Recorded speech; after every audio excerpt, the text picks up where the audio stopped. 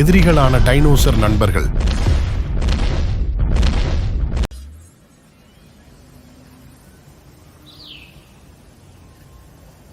காடுகளின் பசுமையான பழமையான உலகில் 2 வலிமையான டைனோசர்கள், லியோ மற்றும் டாஸ், பிரிக்க முடியாத தோழர்கள்.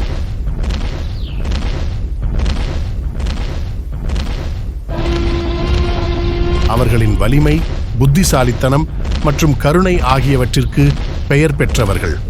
அவர்கள் கூட்டாக தங்கள் டைனோசர் சமூகத்தை நேர்மை மற்றும் ஞானத்துடன் வழிநடத்துகிறார்கள். லியோ மற்றும் தாஸின் கூட்டு ஆட்சியின் கீழ் காடு செழித்து வளர்கிறது. அனைத்து விலங்குகளும் அமைதியாக இணைந்து வாழ்கின்றன, மேலும் வாழ்க்கை மிகுதியாக வளர்கிறது. ஒரு அதிர்ச்சியான நாள். தாஸின் இளமகன் ஸ்பைக் பள்ளத்தாக்கில் காணாமல் போனது சோகத்தை ஏற்படுத்தியது. குழப்பம் மற்றும் பீதிக்கு மத்தியில் ஸ்பைக் கடைசியாக விளையாடிய பகுதிக்கு அருகில் லியோ காணப்பட்டதாக வதந்திகள் பரவத் தொடங்கின.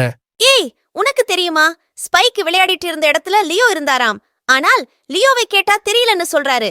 ஸ்பைக் காணாம போய் ஒரு 5 நாளா இருக்காது. லியோ ஏதாச்சும் பண்ணிருப்பாரோ ஸ்பைக்க? எனக்கு தெரியாதுப்பா, நமக்கு எதுக்கு வம்பு? ஒரு மாதம் கழித்து ஸ்பைக்கின் உடல் அழுகிய நிலையில் கண்டறியப்பட்டது. தூக்கம் மற்றும் குழப்பத்தால் தூண்டப்பட்ட டாஸ் லியோவை எதிர்கொள்கிறார். தாஸ் தனது மகன் ஸ்பைக்கை கொன்றதாக லியோவை குற்றம் சாட்டினார். குற்றச்சாட்டுகளால் திகைத்து நின்றார் லியோ. எவ்வளவு விளக்கம் கொடுத்தாலும் அதை ஏற்க மறுத்துவிட்டார் தாஸ். தாஸின் தவறான புரிதலால் லியோவுடன் இருந்த உண்மையான நட்பில் விரிசல் ஏற்பட்டது. இந்த எல்லா பிரச்சனைகளாலும் தாஸால் காட்டை ஒழுங்காக ஆள முடியவில்லை. அதனால் மற்ற விலங்குகள் லியோவை தனது ராஜாவாக வற்புறுத்தி தாஸை புறக்கணித்தன.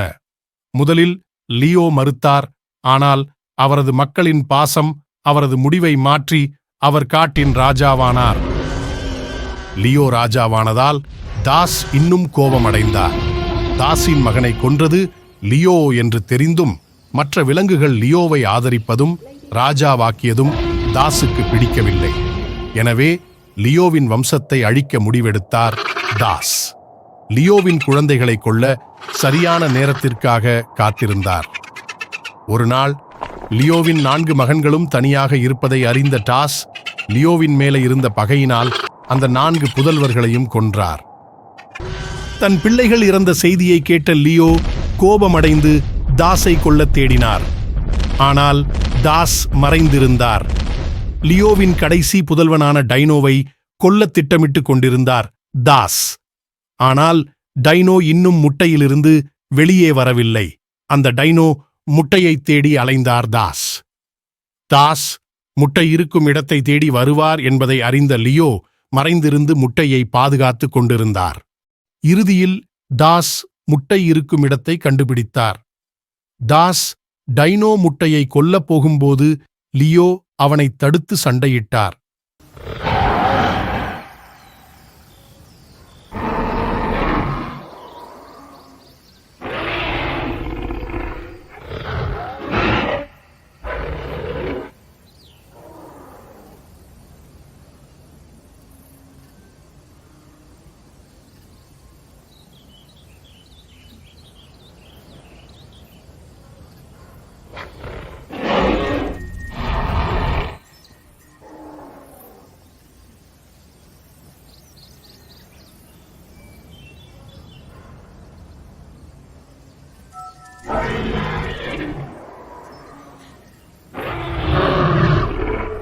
சண்டை இறுதியில் தாஸ் இறந்துவிட்டார்.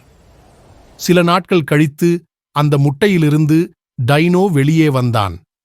அவன்தான் எதிர்காலத்தில் டைனோசர்களின் ராஜாவானான்.